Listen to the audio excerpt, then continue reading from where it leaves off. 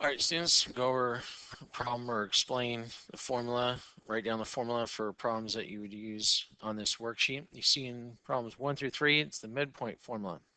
You see you're using from the title here, midpoint and distance formula, coordinate plane. We've already gone over both of those in the past, so I'm just going to write down the formula itself for midpoint formula. Remember, it's the average of the x's, so x sub 1 plus x sub 2 over 2, comma, the average of the y's. Take both y coordinates, add them together, divide by 2. That's one way of doing it.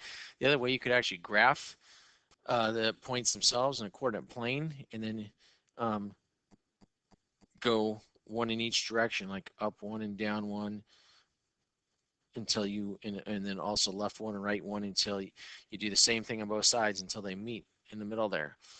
You can also use the idea of a right triangle with slope if you're plotting points in the coordinate plane.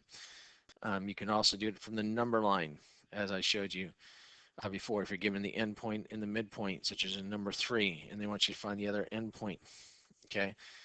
We did these problems before, so this is review here. Distance from A to B, okay? Even though it says distance formula, you should know what, or distance, didn't say how you had to solve it. You should know another name for the distance formula is the Pythagorean theorem. So I can use the Pythagorean theorem where I draw myself a right triangle and count. Okay, and remember Pythagorean theorem says a squared plus b squared equals c squared, c being the actual length you're looking for, the hypotenuse of your right triangle. And here it'd have 1, 2, 3, 4, 4. And here I'd have 1, 2, 3, 4. Okay, so I'd have 16 plus 16 equals c squared, which equals 32. And then I need to take the square root of both sides, and I have to reduce that square root of 32. And I told you always before how I do it is I'd start with half the number. Half of 32 is 16. That happens to be a perfect square right there, so it's just 16 times 2, and then the square root of 16 is 4, so the answer is 4 root 2. That's the exact answer. And you would do that for the other ones as well. So that would have been the length from A to C. So that was doing this one right here. CA, same thing, 4 root 2. Okay, so you're going to do the right triangle with that, or you could use the distance formula itself. Okay, I'll go ahead and write down the distance formula itself. If you prefer that method, that D is the same thing as the C, but let's use D for distance, and that is y sub 2 minus y sub 1 squared plus x sub 2 minus x sub 1 squared. Okay, that y sub 2 minus y sub 1 is the same thing as b squared, for example, and the x sub 2 minus x sub 1 is the same thing as the a squared in the Pythagorean theorem. We've talked about that already. So you can use either one.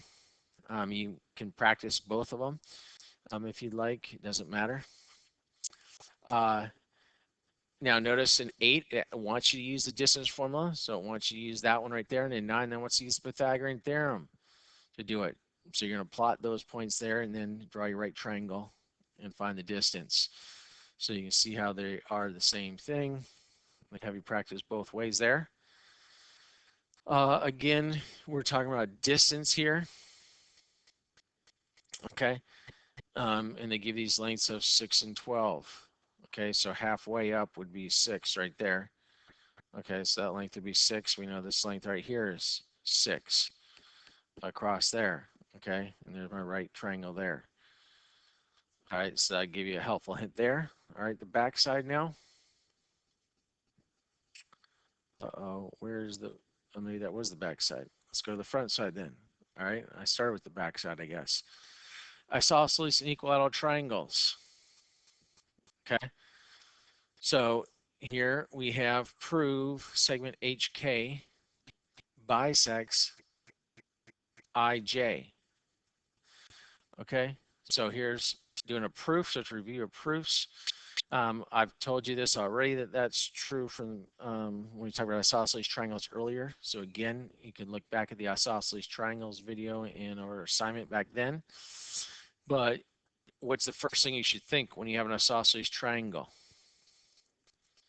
a theorem that's called the isosceles triangle theorem, which tells you that base angles are congruent. The isosceles triangle theorem, so just give me that. Okay, if I'm talking about this triangle right here, these two triangles, okay, that's a right angle there as well.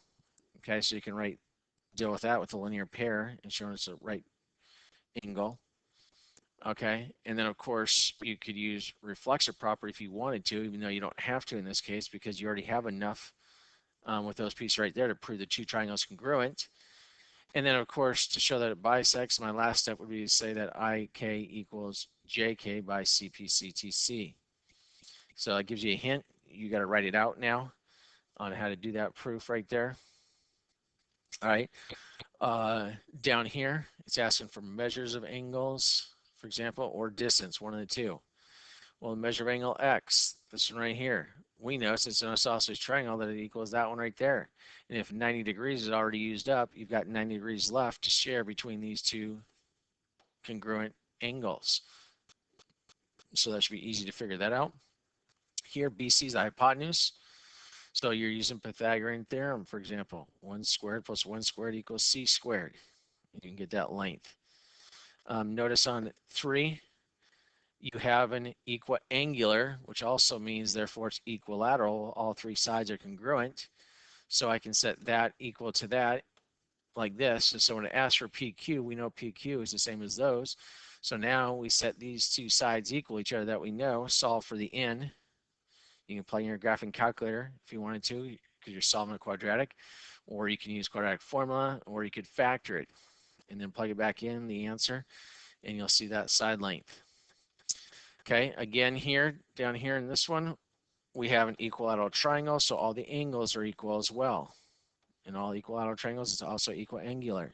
So all three angles have to be 3t plus 20, and we know all the angles of a triangle add up to 180 degrees. So that should be easy now, therefore, to solve for the t. Again, you should recognize vertical angle theorem there. And then I have an isosceles triangle, which again, very first thing I should be thinking is isosceles triangle theorem, which tells me base angles are equal. And now I can go ahead and use that to solve for measure of angle K. All right, so we're reviewing these same ones down here, same idea. I'm using isosceles triangles or equilateral triangles. So I've already given you all the information you need for the above ones. So we're reviewing isosceles triangle.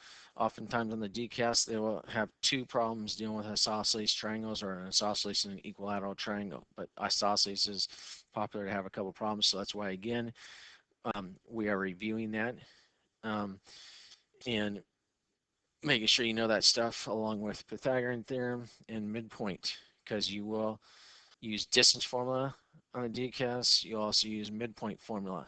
Okay, and second semester, which is next quarter for you guys, 4x4 for example, you will be using both those again.